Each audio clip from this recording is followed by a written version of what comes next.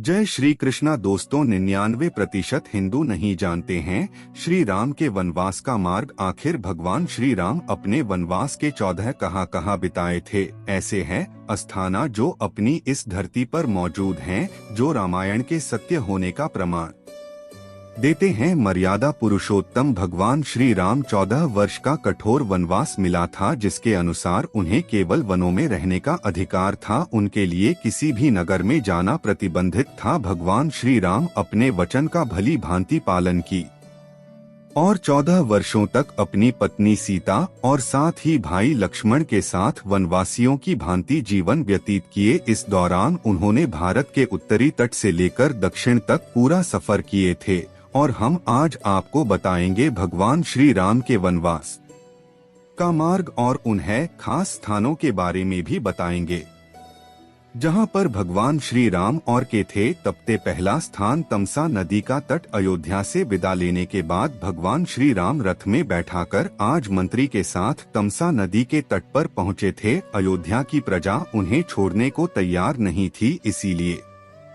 सबसे पहले भगवान श्री राम अपना डेरा तमसा नदी के तट पर ही डाले थे और सूर्योदय से पहले अयोध्या के प्रजा को बिना बताए कौशल देश नगरी के बाहर निकल गए थे। दूसरा स्थान वेयर में के लिए कहते हैं अपने मित्र निषाद राज की नगरी लिंग भेद के पास के वनों में हुए पहुंचे थे और वहां पर उन्होंने एक दिन का विश्राम की। उनके मित्र ने उनको बहुत आदर सत्कार से वहां रखा। अगले दिन प्रभु श्री राम सुमंत को रथ लेकर अयोध्या लौट जाने का आदेश देते हैं। इसके बाद प्रभु श्री राम केवल की मदद से गंगा नदी को पार और उस पार पूरे गांव तरह। तीसरा स्थान प्रयास गंगा पार करके भगवान श्री राम माता सीता लक्ष्मण तथा निषाद राज के साथ वे प्रयास चले गए। उन्होंने त्रिवेदी की सुंदरता को देखें और आगे मुनि भरत द्वारा के आश्रम में पहुँचे। उन्होंने मुनि भरत द्वारा अपने रहने के लिए उत्तम स्थान पूछे, जिन्होंने जमुना पार चित्रकूट को एक उत्तम स्थान बताया। चौथा स्थान चित्रकूट दोस्त कहा जाता है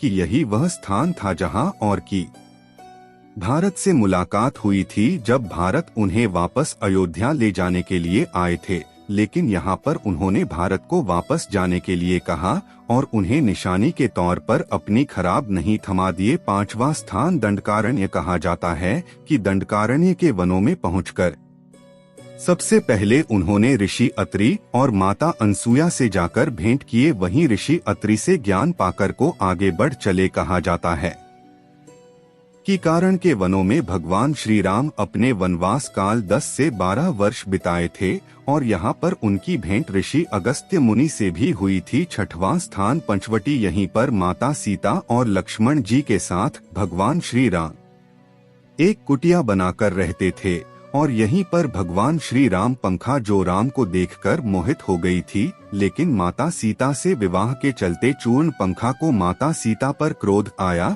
और उसी बीच लक्ष्मण ने शूर्पणखा की नाक काट दी। यही वह स्थान था जहां रावण के भाई खर और दूषण से भगवान राम तथा लक्ष्मण का युद्ध हुआ था, जहां पर उन्होंने खर और दूषण का वध कर दिए थे और रावत ने अपने मामा मारीच की सहायता से माता सीता का अपहरण किया था और यहीं से थे माता सीता का अपहरण हो जाने की वजह से भगवान श्री राम और लक्ष्मण जी किष्किंधा की तरफ निकल गए, जहां पर उनकी मुलाकात सुग्रीव और हनुमान जी से। इसके आगे की रामायण आप सब जानते ही हैं। तो दोस्तों, यही वह 6 मुख्य स्थान था जहां भगवान श्री राम अपने वनवास के 14 वर्षों को गाते थे। आशा करते हैं आपको यह प्रस्तुति अच्छी लगी होगी।